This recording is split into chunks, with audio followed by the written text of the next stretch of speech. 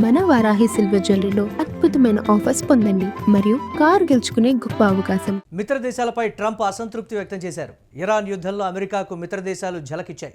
తాజాగా ఇజ్రాయెల్ వైపు వెళ్లేటువంటి అమెరికా యుద్ధ విమానాలకు అనుమతి నిరాకరించింది ఫ్రాన్స్ దేశం. ఫ్రాన్స్ తీరుపై తీవ్ర ఆగ్రహంలో ఉన్నారు ట్రంప్. ఫ్రాన్స్ చర్యలను గుర్తుంచుకుంటామని ట్రంప్ వార్నింగ్ ఇచ్చారు. ఇప్పటికే అమెరికాకు షాక్ ఇచ్చింది ఇటలీ. తమ దేశ గగనతలాన్ని మూసివేస్తున్నట్లుగా ఇటలీ ప్రకటించింది. అమెరికా విమానాలకు గగనతలాన్ని మూసివేసింది స్పెయిన్. యుద్ధంలో సహకరించని దేశాలకు ట్రంప్ హెచ్చరికలు జారీ చేశారు.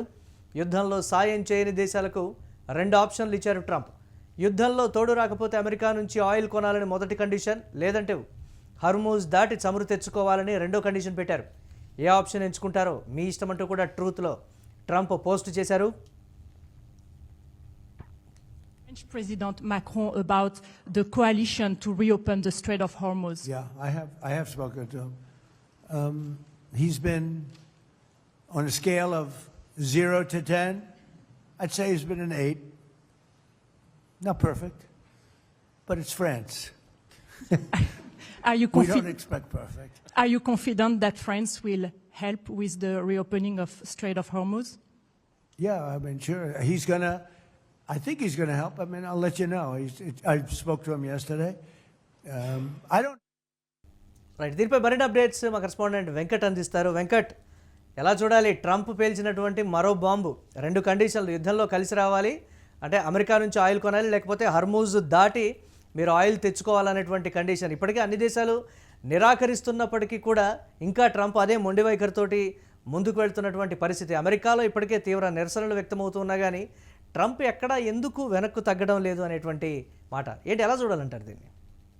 వెనక్కు తగ్గడం లేదనే ఫీలింగ్ లో చాలా మంది ఉన్నారు. దాంతో మనం కూడా ట్రంప్ వెనక్కు తగ్గట్లేదు అనుకుంటున్నాం. కానీ ట్రంప్ కాదు వెనక్కు తగ్గాల్సింది, ఇజ్రాయెల్ వెనక్కు తగ్గాలి. ఇజ్రాయెల్ ట్రంప్ ను అర్థం పెట్టుకుని ఆడిస్తుంది అనే విషయం మనకు స్పష్టంగా అర్థమవుతుంది. అంటే ఇజ్రాయెల్ చేతిలో అటు చాలా వరకు కూడా ప్రపంచ దేశాల అధినేతలకు కూడా ఇది అనుమానంగా ఉంది. అంటే ట్రంప్ ను పర్ఫెక్ట్ గా చేసి ఆడిస్తుంది ఇజ్రాయెల్ అనే దానికి సంబంధించి ఇరాన్ తో పాటుగా కొన్ని దేశాలు కూడా పదే పదే దీనికి సంబంధించి ఆరోపణలు చేస్తున్నారు. రష్యా కూడా ఆల్మోస్ట్ ఇదే ఆరోపణ చేస్తుంది. అదేవిధంగా కొన్ని కీలక దేశాలు కూడా ఇదే అంశానికి సంబంధించి కొంత విమర్శలు అయితే చేస్తున్నటువంటి పరిస్థితి. అయితే ఇప్పుడు యూరోప్ దేశాలు దీనికి సంబంధించి భయపడటం కనుక ప్రధాన కారణం ఏంటి అనేది కనుక మనం ఒక్కసారి చూస్తే, అంటే ఇరాన్ కి సంబంధించినటువంటి ఫతా మిసైల్ ఏదైతే ఉందో అది యూరోప్ మొత్తాన్ని కవర్ చేస్తుంది. అంటే ప్యారిస్ కానీ లండన్ కానీ ఇవన్నీ కూడా 4,500 కిలోమీటర్ల దూరం ఉన్నటువంటి ఇవన్నీ కూడా కవర్ చేసేటువంటి పరిస్థితి. ఇప్పుడు వీళ్ళు కనుక అంటే ఇరాన్ భూభాగం మీద అమెరికా దాడులకు దిగి అంటే వాళ్ళ సైన్యాన్ని మోహరించి అంటే భూతల దాడులకు దిగితే మాత్రం అటు యూరోప్ మీద కూడా ఇరాన్ విరుచుకుపడేటువంటి అవకాశాలు అయితే స్పష్టంగా కనపడుతున్నాయి. ఆ భయం అనేది యూరోప్ దేశాల్లో స్పష్టంగా ఉంది. అందుకనే వాళ్ళు దీనికి సంబంధించినటువంటి గగనతలాన్ని మూసేసే విషయంలో కొంత ఫ్రాన్స్ కానీ ఇవన్నీ స్పెయిన్ కానీ ఇలా కొన్ని దేశాలు కీలక నిర్ణయం తీసుకున్నటువంటి పరిస్థితి ఉంది. బ్రిటన్ కానీ త్వరలోనే మరికొన్ని దేశాలు కూడా ఇదే బాటలో ముందుకు వెళ్లేటువంటి అవకాశం కూడా కొంత కనపడుతుంది. అంటే ఇప్పుడు మళ్ళీ ఆఫ్రికా నుంచి తిరిగి రావాల్సినటువంటి పరిస్థితి వచ్చింది. అంటే సింపుల్ గా రావాల్సినటువంటి మార్గంలో కొంత ఆఫ్రికా నుంచి అంటే సముద్ర మార్గం మీదుగా ఎక్కువగా ప్రయాణించి ఇప్పుడు చేరుకోవాల్సినటువంటి పరిస్థితి అమెరికాకు క్రియేట్ అయినటువంటిది కనపడుతుంది మనకి. కాబట్టి అంటే ఈ భవిష్యత్తులో ఈ యుద్ధానికి సంబంధించి అంటే ఎటువంటి పరిణామాలు చోటు చేసుకున్నప్పటికీ కూడా తమ మీద ప్రభావం పడకూడదు అనేటువంటి భయమే నాటో దేశాల్లో స్పష్టంగా కనపడుతుంది. అదేవిధంగా ఆయిల్ నిల్వలకు సంబంధించి కూడా ఇప్పుడు హార్మోజ్ జలసంధి విషయంలో ట్రంప్ ఆల్మోస్ట్ చేతులు ఎత్తేసినట్టుగానే కనపడుతుంది. ఎందుకంటే అటు నాటో దేశాల సహకారం లేదు, ఇటు ఇరాన్ కూడా దానికి సంబంధించి అంటే ఇరాన్ ఏం చేయబోతుంది ఏంటి, ఒకవేళ దాన్ని అంటే రీసెంట్ గా అలీ రజా తంగ్సిరి అనేటువంటి ఒక కీలక నాయకుడిని ఇజ్రాయెల్ హతమార్చింది. ఆ తర్వాత కొంత దానికి సంబంధించి హార్మోజ్ జలసంధికి సంబంధించి కొంత పట్టు బిగిస్తున్నాము అనేటువంటి ఫీలింగ్ లోనే అమెరికా కనపడింది. కానీ సిచ్యువేషన్ మాత్రం కొంత కాదు చాలా టఫ్ గా కనపడుతుంది. హార్మోజ్ జలసంధిని అంటే సూయిజ్ కెనాల్ ని గ్రిప్ లో పెట్టుకున్నట్లుగా దీన్ని గ్రిప్ లో పెట్టుకోవడం అనేది తమకు సాధ్యం కాదు అనేటువంటి భావనలోనే కొంత అమెరికా కూడా స్పష్టంగా కనబడుతుంది. అందుకనే కొంత దీనికి సంబంధించి అంటే అటు నాటో దేశాలు సహకారం అందించకపోవడం, అదేవిధంగా ఇటు గగనతలాలను మూసివేయడం, అంటే తమ భవిష్యత్తును తాము చూసుకుంటాయి కదా. అదే అంటే యుద్ధంలోకి వాళ్ళు కూడా రాలేని పరిస్థితి. ఎందుకంటే యూరోప్ లో మొత్తం కూడా ముస్లిం సమాజం అనేది బలంగా ఉంది. కాబట్టి ఇటువంటి సమయంలో వాళ్ళు యుద్ధంలోకి వస్తే వాళ్ళు కూడా మునిగిపోయేటువంటి ప్రమాదాలు కూడా ఎక్కువగా ఉంటాయి. కాబట్టి అందుకనే వాళ్ళు కూడా దూరంగా ఉండడం తెలుస్తుంది. రైట్, అంటే యూరప్ కంట్రీస్ అన్నీ కూడా ఒక తాటి మీదకి వచ్చినటువంటి పరిస్థితి ఉంది కదా. అంటే మమ్మల్ని ఏం చేయగలడు అనేటువంటి ఒక ధీమాతో కూడా ఉన్నాయనేటువంటి మాట. ఆయా దేశాల్లో నిరసనలు వ్యక్తం కాకముందే, వ్యతిరేకత మొదలు కాకముందే తీసుకున్నటువంటి ఒక మంచి నిర్ణయంగా కూడా చెప్తూ ఉన్నారు. చూడొచ్చంటారు ఆ కోణంలో మనం? ఆ దేశాల్లో కనుక అంటే ఇప్పుడు సమ్మర్ ఆల్మోస్ట్ యూరోప్ కంట్రీస్ లో సమ్మర్ వచ్చేసింది కాబట్టి ట్రంప్ తీసుకున్నటువంటి నిర్ణయానికి వాళ్ళు ఏదన్నా ఏ యాంగిల్లో సమర్థించినప్పటికీ కూడా జనాలు మొత్తం రోడ్ల మీద ఉండడానికి మెజారిటీ టైం అనేది అంటే రోజు మొత్తంలో వాళ్ళకి దాదాపుగా 16 గంటల వరకు టైం దొరికేటువంటి అవకాశం ఉంటుంది. అంటే వెళ్తున్నంతసేపు కూడా నిరసనలు జరిగేటువంటి అవకాశం ఉంటుంది. అలాగే చలికాలం కూడా అయిపోయింది కాబట్టి చలికి భయపడే వాళ్ళు కూడా ఇప్పుడు కొంత సమ్మర్ వచ్చేసరికి బయటకు వచ్చేసేటువంటి అవకాశాలు ఉంటాయి.